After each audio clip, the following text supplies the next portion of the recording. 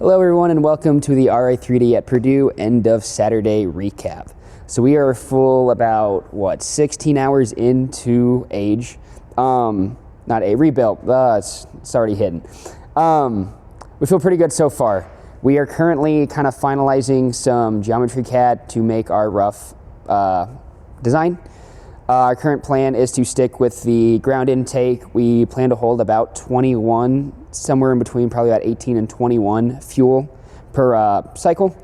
We want to hit a shot that's at the furthest, about 3 feet away from the hub, so we have plenty of different options into the shots, and we think we found a way to solve the high climb. That should be pretty feasible and not super invasive to the rest of our robot. So kind of going over the general progress for the day. We have largely gotten through our hub. We are working on getting the final design obviously built and all that. It did not take precedence over the prototypes, and as you can see, there's still a little bit of leveling to go on there. But thank you to Andy Mark for, of course, all of the fuel and the game elements such as the bump and the upper half of the hub to more accurately play with the team. That saves us a lot of time of trying to manufacture all of that. We also went ahead and made our kind of real quick tower.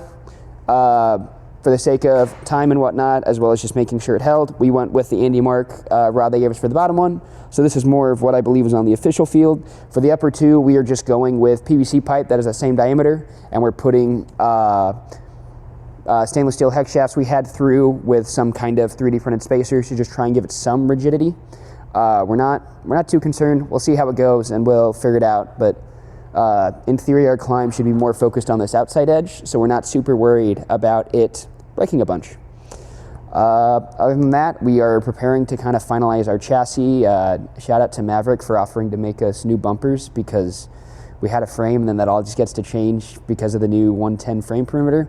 Currently the plan is a 27.5-inch square. I think we're hitting about 22 inches tall at the highest point because we wanted to make sure we had plenty of clearance to go under the trench. But other than that, that's just kind of the gist. If you want to go to our Chief Delphi thread, there'll be a more in-depth review from each of the sub-teams, but that kind of covers the quick things. Goal for tomorrow is by lunch to have a first iteration for plates at least off to get manufactured. Ideally, by midnight tomorrow, we will have attempted at least some sort of cycle. But that's a very hopeful estimate. In reality, I'm happy if we kind of get the robot fully manufactured and assembled by end of day tomorrow. So yeah, that's a general overview. Thank you all, and see you tomorrow.